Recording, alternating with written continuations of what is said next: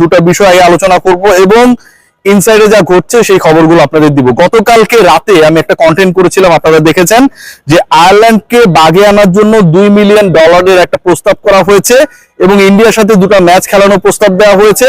বিনিময়ে আয়ারল্যান্ড যেন বাংলাদেশের সাথে গ্রুপ এক্সচেঞ্জে কোনোভাবেই রাজি না হয়। মনে করুন এই কন্টেন্ট আমি যখন করি, প্রথম 300 থেকে 400 কমেন্ট শুধুমাত্র আমাকে দালাল গালিগালাজ করা হয়েছে। ভারতীয়রা বাংলাদেশের পক্ষে আজকে যখন আমি কথা বলি, আমার বাংলাদেশি ভাই ব্রাদাররা তো মন খুলে গালিগালাজ করেই, ইন্ডিয়ানরা ক্যাম্পেইন শুরু করেছে রিয়াসাত যেন ভারতের ভিসা না পায়। ভাই আমার বয়ে গেছে, ইন্ডিয়াতে আমি জীবনে গেছি কয়বার মনে পড়ে না, তবে ইউএসএ, অস্ট্রেলিয়া, নিউজিল্যান্ড, ইংল্যান্ডে গেছি 5 বার, আল্লাহ আমাকে নিয়ে গেছে, সেই যোগ্যতা আমার আছে। সো ইন্ডিয়ায় আমার আসলে যাওয়ার যে খুব ইচ্ছা রয়েছে, কিংবা আমাকে ভিসা না দিলে আমার জীবন বরবাদ হয়ে যাবে, ঘটনাটা এরকমটা না। সেকেন্ড পয়েন্ট যেটা, আজকে এবং কালকে মিডনাইট থেকে কিন্তু সবাই এই ক্যাম্পেইনটা শুরু করেছে।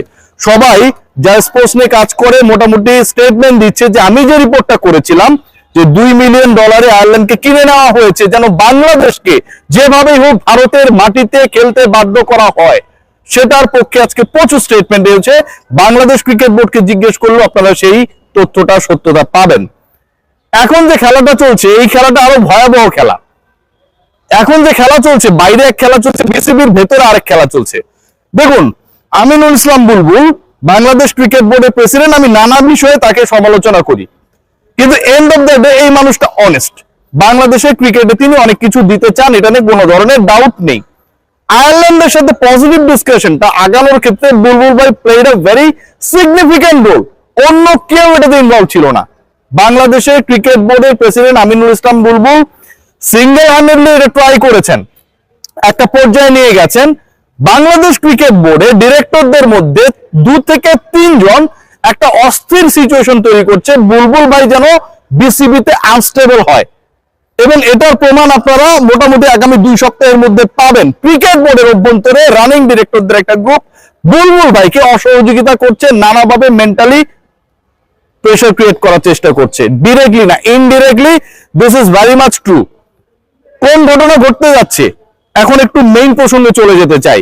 যে ঘটনা ঘটতে যাচ্ছে সেখানটায় বাংলাদেশ ক্রিকেট বোর্ডের যে বক্তব্য, বাংলাদেশ ক্রিকেট বোর্ড আপনারা সবাই জানেন যেদিন আইসিসির সাথে বসলো, সে একটা মিডিয়া রিলিজ দেওয়া হয়েছিল। সেই মিডিয়া রিলিজে বলা হয়েছিল যে সিগনিফিক্যান্ট ডিসকাশন হয়েছে, কর্ডিয়াল ডিসকাশন হয়েছে, কনস্ট্রাকটিভ ডিসকাশন হয়েছে, এবং ওই ডিসকাশনে এমন কোনো সিদ্ধান্ত হয় নাই যে বাংলাদেশের বিপক্ষে আইসিসি চলে যাচ্ছে, এটা মিডিয়া রিলিজে ছিল।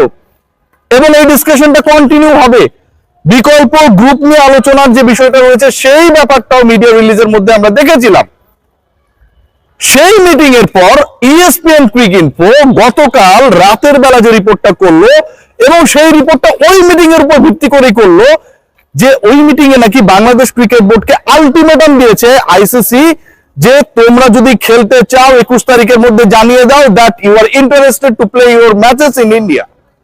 21 তারিখের মধ্যে বাংলাদেশকে জানিয়ে দিতে হবে। এটা নাকি আইসিসি লাস্ট মিটিং এ, শনিবারের মিটিং এ বিসিবি কে জানিয়ে দিয়েছে, অথচ এরকম আমরা কোনো কিছু জানি না।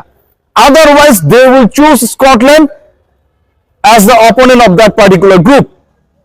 এটা কি বাড়াবাড়ির আবদার? মানে বাংলাদেশ ক্রিকেট বোর্ডের এই স্টেটমেন্ট যদি সত্যি হয় যে কর্ডিয়াল ডিসকাশন হয়েছে, আমরা আলোচনার মাধ্যমে এটা সমাধানের ব্যাপারে একমত হয়েছি, তাহলে ইএসপিএন ক্রিকইনফো একই মিটিং কে উদ্ধৃত করে যে বক্তব্যটা দিল, কোনো একটা তো অসত্য। ইদার বাংলাদেশ ক্রিকেট বোর্ডের স্টেটমেন্ট অসত্য, অর ইএসপিএন ক্রিকইনফো রিপোর্টটা অসত্য। আমি কোন পক্ষ অসত্য আমি স্পেসিফিক বলতে পারছি না, কারণ আমরা তো জানি না সত্যিটা কি, কিন্তু দুটার বক্তব্য কিন্তু 2 রকম। এখন এই ঘটনা যদি ঘটে তাহলে তো বাংলাদেশের হাতে কোনো সুযোগ নেই, কোনো চুজিং ক্যাপাসিটি নেই।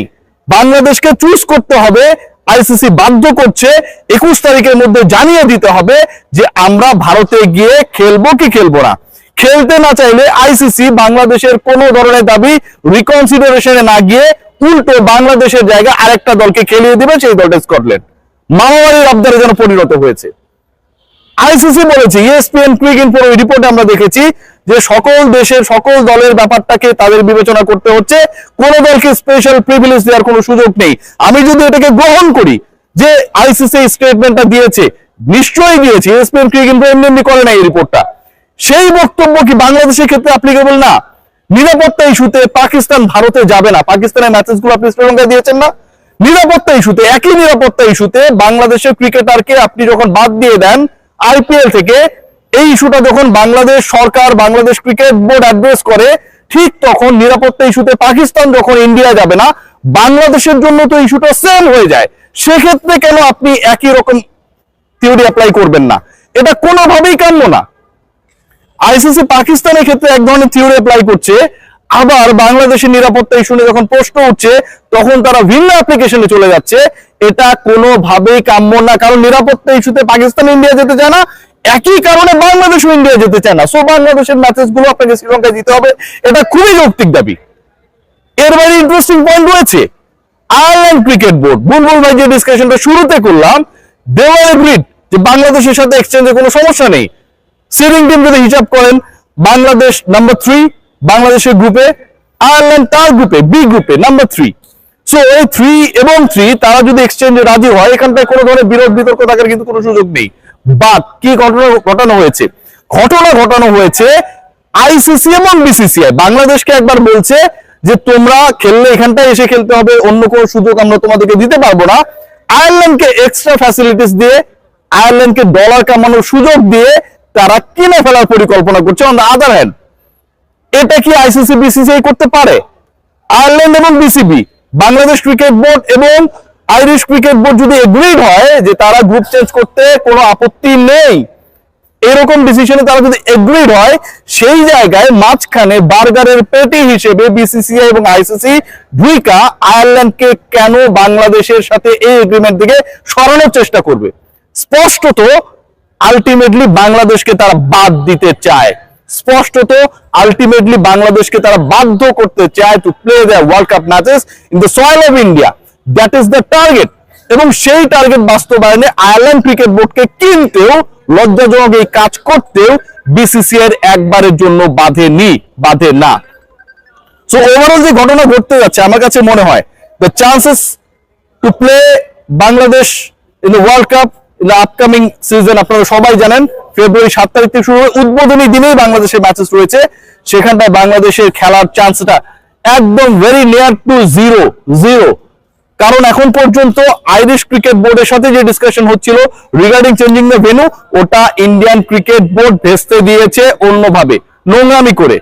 আবার একই সাথে বাংলাদেশ যে অ্যাপিল গুলো করেছে, বাংলাদেশ যে দাবি জানিয়েছে ভেন্যু চেঞ্জ করার ব্যাপারে, অ্যাকর্ডিং টু ESPN ক্রিক ইনফো, সেটাও নাকি আইসিসি নাল এন্ড হোয়াইট করে দিয়েছে, মানে বাতিল করে দিয়েছে। বাংলাদেশের দাবিকে তারা কোনোভাবেই সমর্থন করছেন না।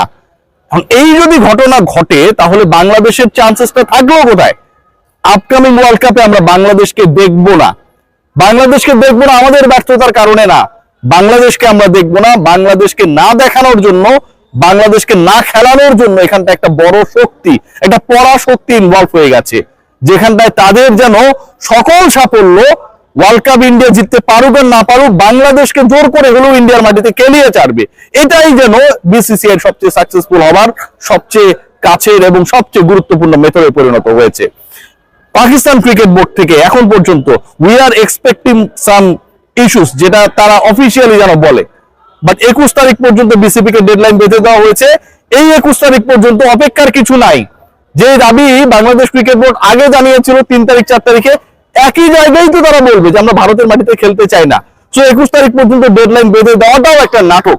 বাংলাদেশ আলটিমেটলি সেই কথাই বলবে, সবশেষ মিটিং এ তো সেই কথাই বলেছে। এই নাটকের অবসান হোক, বাংলাদেশকে তার রাইট দেওয়া হোক, বাংলাদেশকে অপরচুনিটি দেওয়া হোক to take part in the upcoming world cup in the soil of Sri Lanka. সবাই ভালো থাকবেন, টেক কেয়ার।